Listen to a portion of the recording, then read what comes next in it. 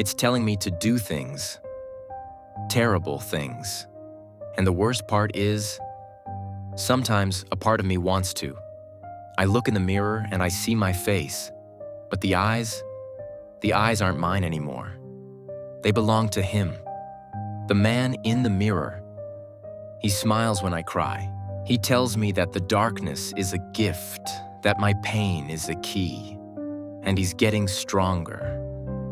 I don't know how much longer I can fight him. I don't know how much longer I can keep him inside. It feels like a lifetime ago, but it was only 6 months. My life was normal, almost painfully so. I had a data entry job that was mind-numbing but paid the bills. I had a small apartment with a leaky faucet and a great view of a brick wall. My social life was a repeating loop of cheap beer on weekends with friends, where we'd talk about everything and nothing all at once. Life just had this comfortable, predictable rhythm. Wake up, work, eat, sleep, repeat. Was I happy? Not really. But I wasn't unhappy either. I was just existing, floating. The centerpiece of my tiny bathroom, and the only really decorative thing I owned, was this big, ornate mirror. It came with the apartment. It was a relic, you know? Heavy, dark wood frame, carved with these patterns that looked like sleeping vines. I never gave it a second thought. It was just a tool. I'd glance at it in the morning to make sure I didn't have toothpaste on my cheek or to try and tame my hair. My reflection was just that. A reflection. A flat, two-dimensional copy of me. There was no malice in it. It was just me. Boring, predictable, slightly tired me. I remember the last peaceful night I had. I was brushing my teeth, getting ready for bed, and I really looked at myself. At the tired lines around my eyes, the slump in my shoulders. I felt this little pang of dissatisfaction and that familiar whisper of a thought. Is this it? Is this all there is? It was one of those fleeting moments of dread that only seem to hit you late at night when everything else is quiet. I spit, rinsed, and didn't think about it again. I went to bed and slept like a log, completely clueless that I was standing on the edge of a cliff. I didn't know all that folklore about mirrors being doorways for spirits to get into our world. I just thought it was a piece of glass. How wrong I was. The next morning, the battle for my soul began. It started so small that I almost convinced myself I'd imagined it. I was shaving, my face covered in foam, just focused on not cutting myself. As I drew the razor down my cheek, I glanced up. For just a split second, my reflection didn't move. My real hand was moving, scraping away the foam, but the man in the mirror was perfectly still, his hand frozen in the air. His eyes were locked on mine. I froze, razor held just below my ear. The second I stopped, he moved, his face a perfect copy of my own confusion. I blinked, shook my head. It had to be a trick of the light, right? My brain misfiring before my first cup of coffee. I finished shaving, my heart thumping a bit faster than usual, and tried to just brush it off. But that little seed of unease had been planted. A few days later, it happened again. I was washing my hands, and when I looked up, my reflection blinked a split second after I did. It was this tiny, almost unnoticeable delay, but I saw it. It was like watching a movie that was badly dubbed. I just stared, trying to catch it again, but the reflection just stared back, mimicking me perfectly. I really started to think I was losing my mind. Maybe the stress from my dead-end job was finally breaking me. I even thought about seeing a doctor. Isn't that what happens with psychosis? Delusions, the feeling of being controlled by something else? Maybe that's all this was. A glitch in my own head. I managed to stay in denial for about a week. Then came the smile. I'd just had a terrible day at work. My boss yelled at me over a tiny mistake. I missed my bus, and of course, it started to rain. I walked into my apartment soaked and miserable, threw my keys on the counter, and trudged into the bathroom. I looked in the mirror at my own pathetic, rain-drenched face, and the man in the glass smiled. It wasn't my smile. My own face was a mask of exhaustion. But his was a slow, cruel smirk. It was the smile of a predator full of contempt. It was the smile of someone who enjoys watching others suffer. I literally gasped and stumbled backward. The second I did, the smile vanished, replaced by the same shocked look I had on my face. But I'd seen it. It was real. That was the first time I felt that true, bone-deep fear. My reflection wasn't just a reflection anymore. It was someone else. And he was looking out at me from inside my own face. After the smile, the silence was the next thing to go. I spent a week trying to avoid the mirror. I showered with the curtain pulled shut, brushed my teeth in the kitchen sink, used the little cracked mirror in the hall to check my hair. It was impossible to avoid it completely, though. And every time I caught a glimpse of myself, I could feel his eyes on me, feel his presence, just waiting patiently. Then, the thoughts started. They weren't like my own thoughts, which are usually a messy, anxious jumble of work and what to buy for dinner. These were sharp and cold. They felt like they were being injected right into my brain. At first, they were small, almost harmless impulses. I'd be walking down the street and a thought would just slice through everything else. Push that woman. I'd flinch, horrified, and it would be gone. I'd be on the phone with my mom and a whisper would say, "Tell her you hate her. Tell her she's why your life is a failure." I'd have to grip the phone so hard my knuckles turned white and force out a cheerful, "Everything's fine, Mom." These intrusive thoughts became my new normal, a constant poisonous narrator for my life. They latched onto every insecurity, every dark little flicker in my own mind. The brief annoyance I'd feel at a slow driver would become a detailed suggestion to ram his car off the road. A flicker of envy toward a happy couple would turn into a fantasy of how I could destroy their lives. I was in a constant state of war inside my own head, fighting these awful impulses he was feeding me. One night, I couldn't take it anymore. I stood in front of the mirror, trembling. "What do you want?" I whispered, my voice shaking. My reflection just stared back, my own face a mask of terror. For a long moment, there was nothing. Then, his lips pulled back into that same hideous smile. And I heard it, not with my ears, but in my head. A voice that sounded like mine, but twisted and dripping with this ancient, cold malice. "I want what you're too weak to take," it said. "I want you to stop fighting it. I want you to feel the power you're so afraid of. You hate your job. You hate your pathetic little life. That boss who humiliated you? I can show you how to make him pay. I can show you how to make them all pay." The voice was seductive. It took all my frustrations and resentments and twisted them into something that felt like righteous anger. It offered a simple, brutal fix for every problem. And the most terrifying part? Deep down, in a dark corner of my soul I didn't want to admit existed. A small part of me was listening. A part of me was tempted. Was this some demon, or was my brain just breaking down?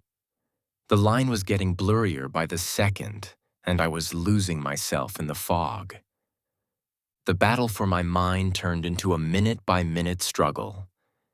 The man in the mirror was a master of psychological warfare.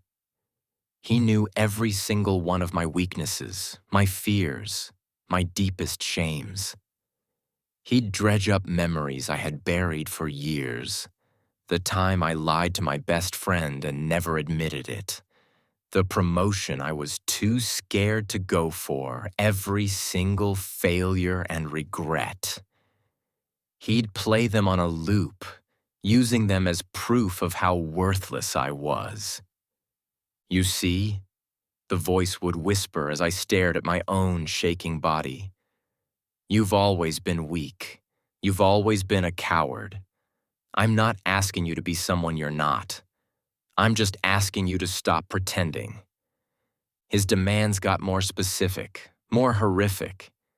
It wasn't just thoughts anymore. He wanted me to act.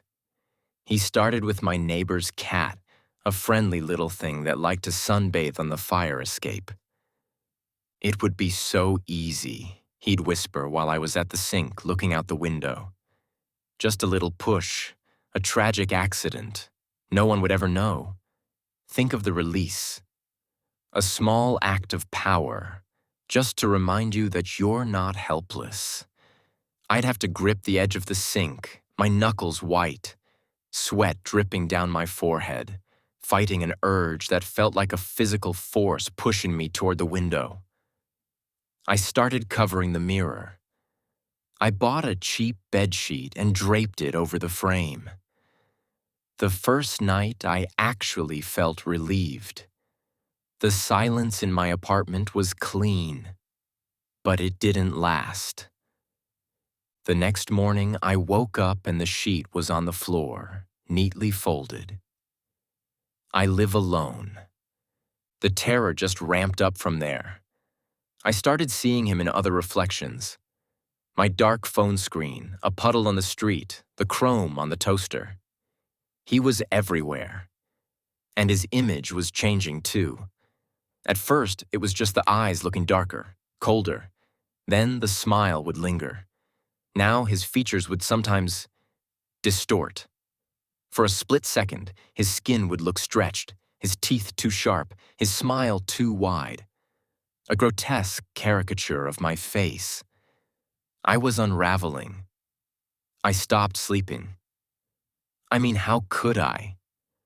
The nightmares were filled with his laughter, and I was terrified of what my body might do while I wasn't conscious. I was exhausted all the time. My hands shook, and I probably looked like a ghost. People at work started avoiding me, whispering when I walked past. I can only imagine what they were saying. I was becoming as much of a monster on the outside as I felt on the inside. One day, I found a small, dead bird on my windowsill. Its neck was broken. I just stared at it, my blood running cold. I have no memory of doing it, none.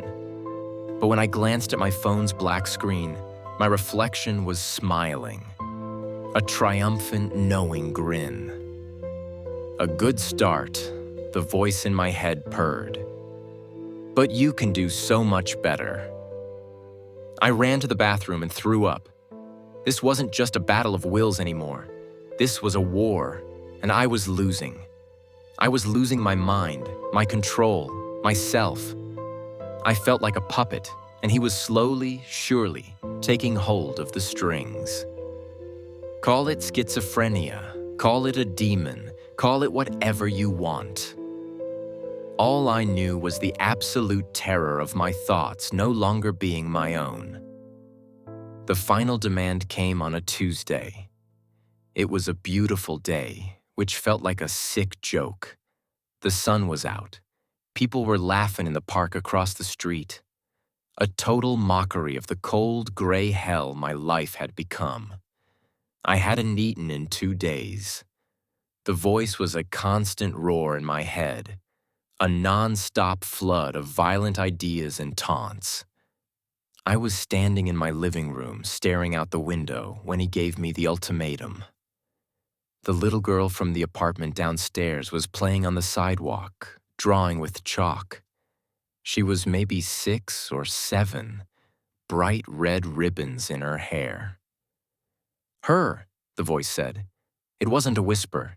It was a command that vibrated through my entire body.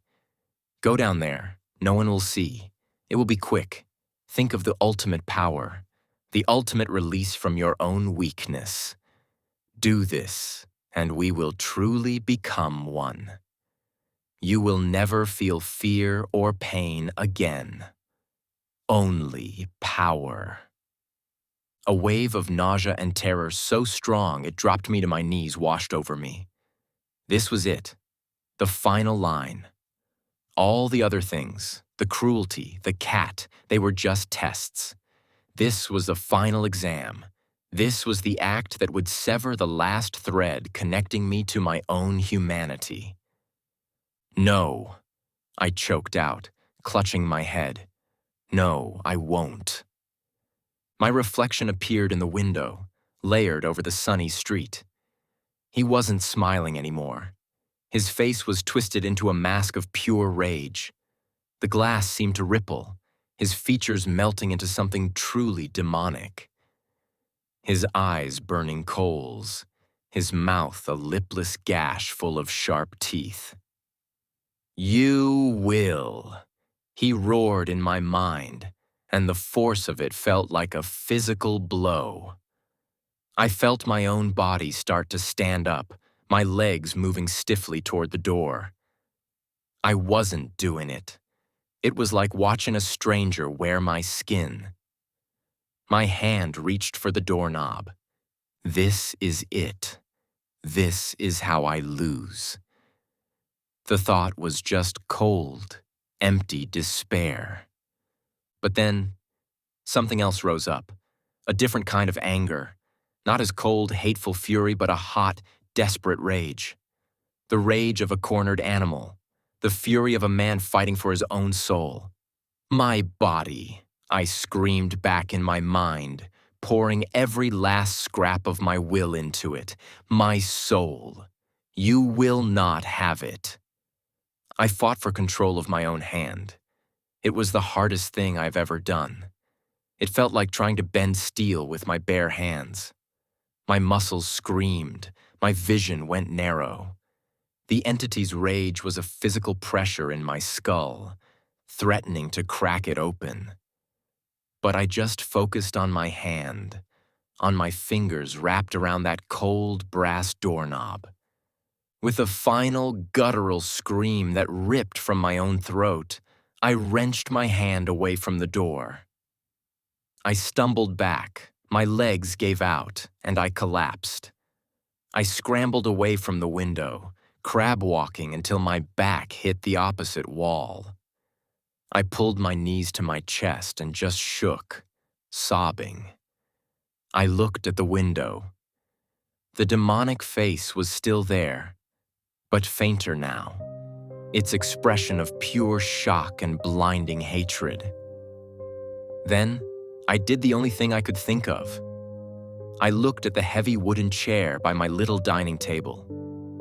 Fueled by adrenaline, I got to my feet, grabbed it, and with a roar of pure defiance, I hurled it at the bathroom mirror. The sound was apocalyptic, a deafening explosion of shattering glass that echoed in my tiny apartment like a gunshot. I stood there, panting, chest heaving, staring at the empty, splintered frame. The carved vines on the wood seemed to mock me. Shards of silvered glass lay all over the floor like broken teeth. And for the first time in months, the voice in my head was silent. The apartment was silent. I was alone. The silence is the most unsettling part. It's been a week since I shattered the mirror. I swept up every last sliver of glass and threw the bag in a dumpster miles away. The empty frame is still on the wall like a gaping wound. I should take it down, but I can't bring myself to touch it. The voice is gone. The constant, hateful narration has stopped. But the quiet it left behind isn't peaceful. It's a hollow, ringing silence, the kind you get after a loud explosion. I keep waiting for the whisper to start again. I find myself flinching at my own thoughts, questioning every impulse. Is this thought me, or is it him? How much of that darkness was his, and how much of it was mine all along? I don't know if I won.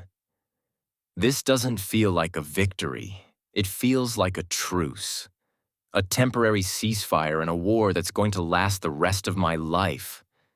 I shattered his doorway, but did I destroy him? Or did I just lock him inside of me for good?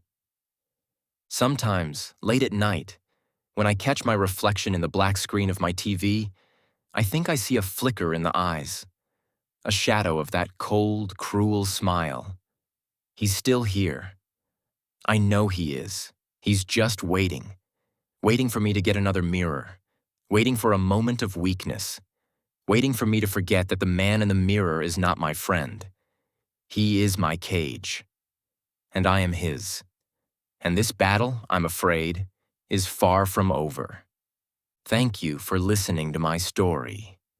If you've ever had an experience you can't explain, or felt that struggle with the darkness inside, please share it in the comments. It helps to know you're not alone. And if you want to hear more stories from the edge of reality, please subscribe. Stay safe and be careful what you see in the glass.